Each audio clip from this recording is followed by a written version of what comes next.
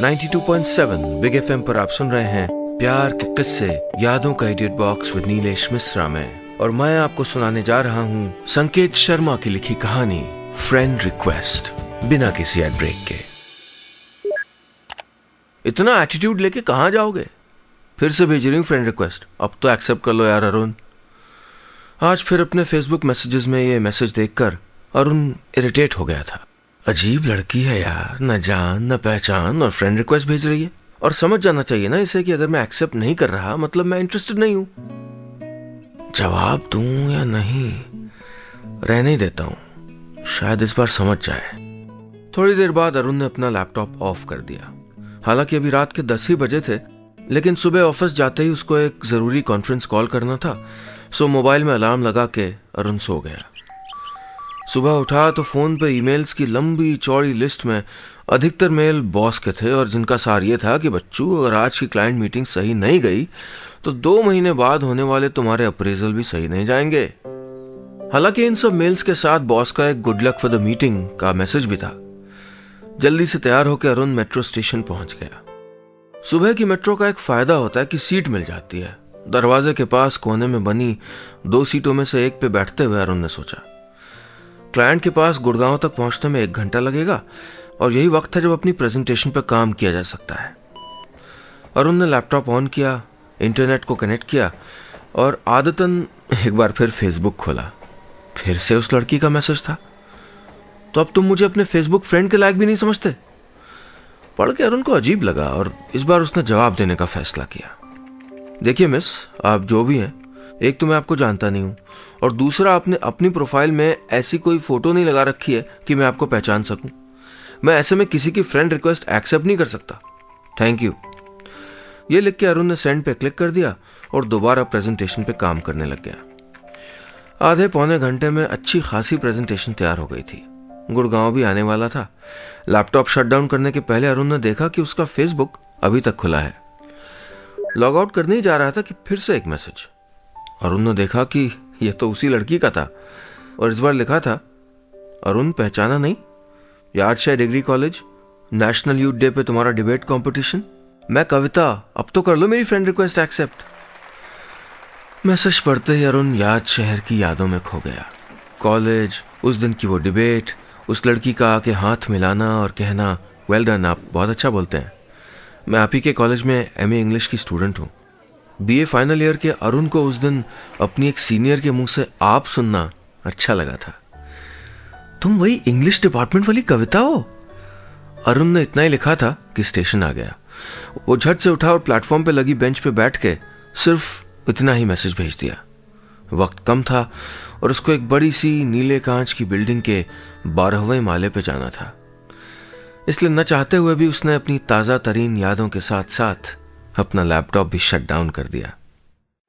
आप सुन रहे हैं प्यार के किस्से यादों का edit box with Nilesh Mishra में, सिर्फ 92.7 बिग एफएम पर।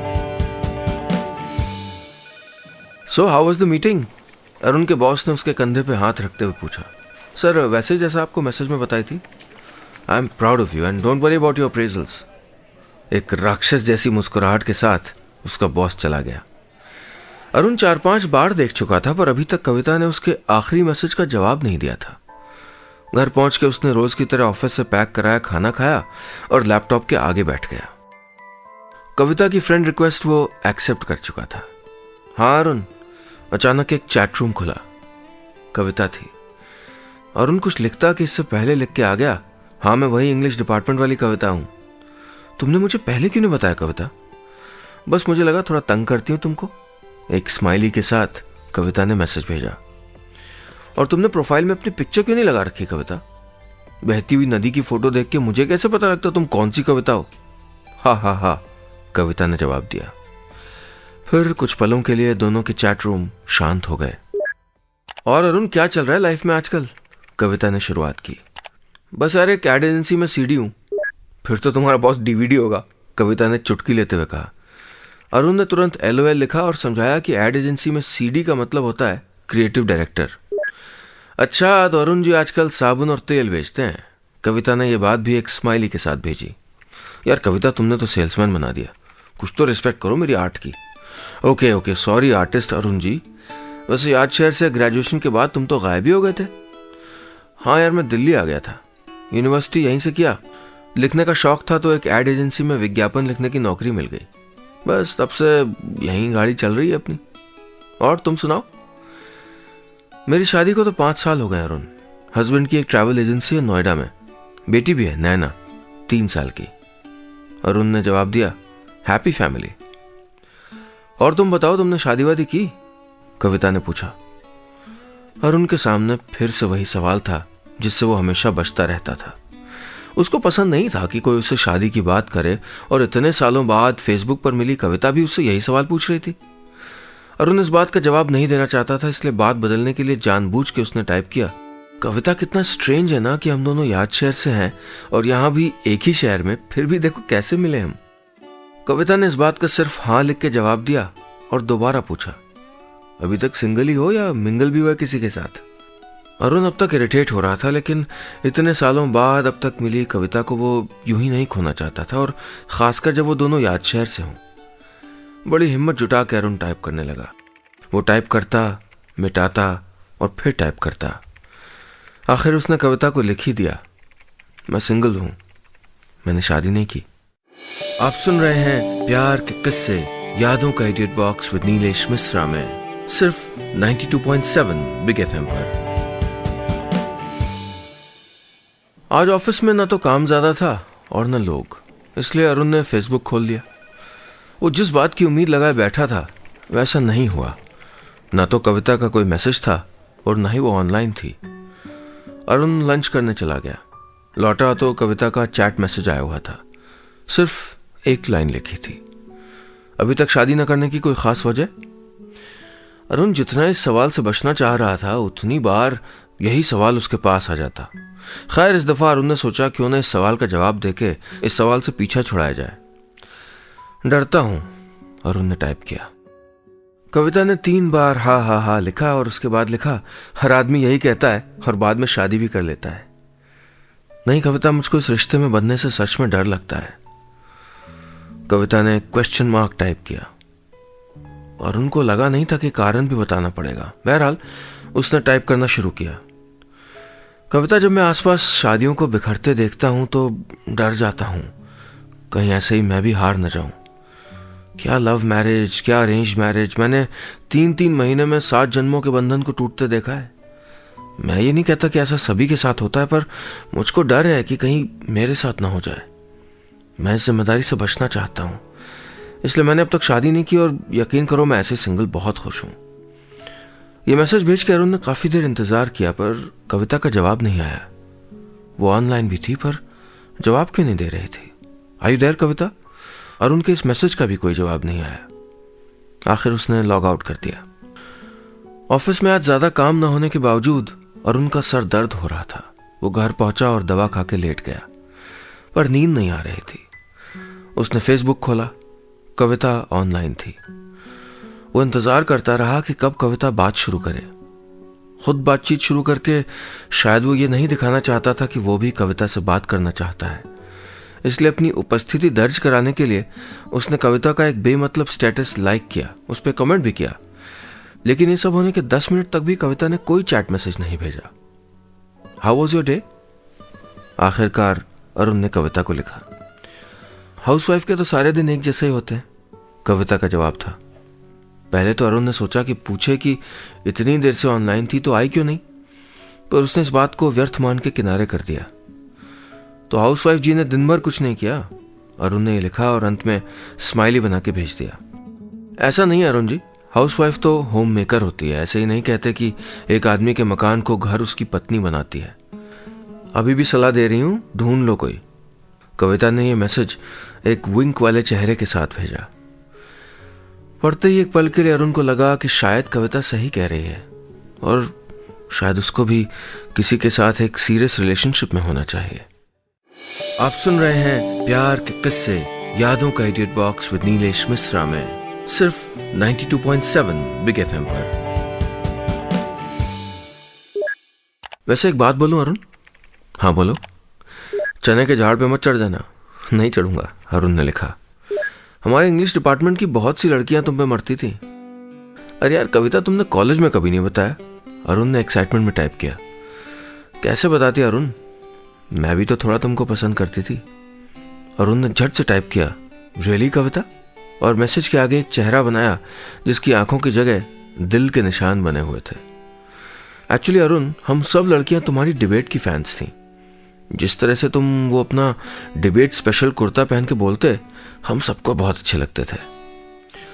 ये पढ़ते अरुण के जहन में यादशाह डिग्री कॉलेज का वो मंच, उस पे रखा डायस, वो माइक, सब एक एक करके आंखों के सामने आ गया, मानो किसी ने पुराने वक्त की जम चुकी नब्ज टटोल के उसे फिर से जिंदा कर दिया हो। वो बात का रुख कहीं और मोड़ना चाहता था, इसलिए उसने फौरन टाइप किया, तुम्हारी लाइफ में कुछ एक्साइटिंग हो रहा है कि नहीं? अरुण, मेरी लाइफ में एक ही चीज एक्साइटिंग है, मेरी बेटी, कविता ने लिखा। और तुम्हारे पति? अरुण ने लिखा, मैं तो उनकी सेकंड वाइफ हूं। ये पढ़ते अरुण थोड़ा सकपका गया, सोच नहीं पाया कि कविता के इस पर्सनल मामले पे क्या कहे। ज्यादा गैस मत करो अरुण, उनकी पहली वाइफ उनकी ट्रैवल एजेंसी है। दांत दिखा के हंसते हुए चेहरे के साथ कविता का यह मैसेज आया। अरुण, मेरे हस्बैंड काम में बहुत बिजी रहते हैं। अगले साल तक वो अपने 4 ऑफिस और खोलना चाहते हैं। बहुत एम्बिशियस हैं, मुझसे बहुत प्यार करते हैं, पर शायद मुझसे ज्यादा अपने खुलने वाले 4 ऑफिस से करते हैं। तो ये बात तुमको हर्ट करती है क्या कविता? अरुण ने लिखा, नहीं ऐसा भी नहीं अरुण, पर कई बार मैं थोड़ा लोनली फील करती हूँ। मैं उनसे कहीं घूमने जाने की बात करती हूँ और वो इस बात का जवाब नए ऑफिस की प्राइम लोकेशन का पता बता के देते हैं। कुछ पल के लिए चैट रूम में फिर से खामोशी छा गई। दोनों अपने अपने चैट्स की ग्रीन लाइट्स को एक टक देख रहे थे। वैसे मुझको हैरानी होती है अरुण कि तुम्हें आज तक कोई लड़की पसंद ही नहीं आई। कभी तो तुम्हारा दिल भी करता होगा ना कि किसी के साथ डेट पे जाओ, कविता ने खामोशी तोड़ते हुए लिखा। अरुण कुछ देर तो सोचता रहा कि इस बात का क्या जवाब दे, और फिर उसने सोचा कि सच ही बता दिया जाए। उसने टाइप किया, कविता, उस दिन मैंने तुमसे थोड़ा सा झूठ बोला था कि मैं अकेले खुश हूं। मेरा मतलब, वैसे तो मैं अकेले खुश हूं, पर जब किसी दोस्त का फेसबुक स्टेटस कमिटेड देखता हूं या मेरा जूनियर अपनी वाइफ के साथ घूमने के लिए छुट्टी मांगता है, तो मुझको लगता है कि शायद मैं किसी के साथ खुश रह सकता हूं। पर अगले ही पल मुझको लगता है कि मैं सिंगल ही सही हूं। पता नहीं अरुण और कविता किस मझधार में थे, या शायद दोनों अलग अलग किनारों पे खड़े एक दूसरे को आवाजें मार रहे थे, अपने अपने किनारे की हालत बयां करने के लिए। आप सुन रहे हैं प्यार के किस्से, यादों का edit box with Nilesh Mishra में, सिर्फ 92.7 बिग एफएम पर। चैट करते करते कब अरुण की आंख लग गई उसको पता भी नहीं चला। सुबह उठते उसने लैपटॉप को चार्जिंग पे लगाया और ऑफिस के लिए तैयार होने लगा। ऑफिस जाने से पहले उसने एक बार लैपटॉप ऑन किया। उसका फेसबुक अकाउंट अभी भी खुला था। कविता के कई चैट मैसेजेस आए थे। Are you there? सो गया क्या? किसी लड़की का फोन आ गया क्या? इस तरह के कुछ मैसेजेस थे, लेकिन आखिर में लिखा था, Arun, let's meet some time. ये सवाल पूछ के इसका जवाब भी कविता ने ही दे दिया था। मंडे इवनिंग कॉफी हाउस में मिलते हैं। अरुण थोड़ा हैरान तो था कि यूं उससे बिना डिस्कस किए कविता ने प्लान बना लिया था, पर अंदर से तो वो भी कहीं ना कहीं एक बार मिलना चाहता था कविता से। ऑफिस पहुंचकर अरुण काम में ध्यान नहीं लगा पाया, बस यही सोचता रहा कि कविता से बात क्या करेगा। फेसबुक चैट पे बात करना एक बात होती है और आमने सामने अलग। वो क्या लेके जाए कविता के पास? फूलों का गुलदस्ता? पर वो तो शादीशुदा है, तो उसको कोई सजावट की चीज देनी चाहिए। क्या उसको उसकी 3 साल की बच्ची के लिए भी कुछ खरीदना पड़ेगा? इन्हीं सब सवालों में उलझे अरुण को ध्यान आया कि उनके पास अब तक एक दूसरे के नंबर ही नहीं है। मंडे को मिलना है, कब तक फेसबुक से ही कोऑर्डिनेट करेंगे। ये सोच के उसने झट से अपना मोबाइल नंबर कविता को मैसेज किया। करीब 2 घंटे के बाद अरुण के मोबाइल पे एक एसएमएस आया। लिखा था, ये मेरा नंबर है अरुण, सोच ही रही थी तुमको देने का। See you on Monday, thanks. Monday के प्लान के बाद अचानक कविता ने बात करनी थोड़ी कम कर दी। वो कम ही ऑनलाइन रहती थी। हालांकि अरुण के दिल में 1-2 बार आया कि उसको मैसेज करे, पर हर बार यही सोचता कि चलो आज शुक्रवार हो गया है, 3 ही दिन तो है, आज शनिवार है, 2 दिन की तो बात है। इस तरह सोमवार की सुबह आते आते अरुण थोड़ा नर्वस हो गया था। नर्वस तो नहीं शायद, पर उसको थोड़ा अजीब सा लग रहा था। खैर, शाम होते ही कॉफी हाउस पहुंच गया। वक्त तो 6 बजे का तय हुआ था, पर वो 5:30 बजे ही पहुंच गया था। और उनकी एक नज़र अपने मोबाइल पे थी और दूसरी कॉफी हाउस की पुरानी खिड़की से बाहर कविता को ढूंढ रही थी। घबराहट में इंतजार करते करते 6 भी बज गए, लेकिन कविता नहीं आई थी। अरुण ने एसएमएस किया, कविता कहाँ हो तुम, आई एम वेटिंग। लेकिन एसएमएस का आधे घंटे तक कोई जवाब नहीं आया। परेशान होकर अरुण ने कविता को फोन करने का सोचा। लगातार 3 बार फोन करने पे भी कविता ने फोन नहीं उठाया और चौथी बार जब अरुण ने फोन ट्राई किया तो स्विच ऑफ था। अगर ऐसे ही मजाक करना था तो ये सब ड्रामा क्यों किया?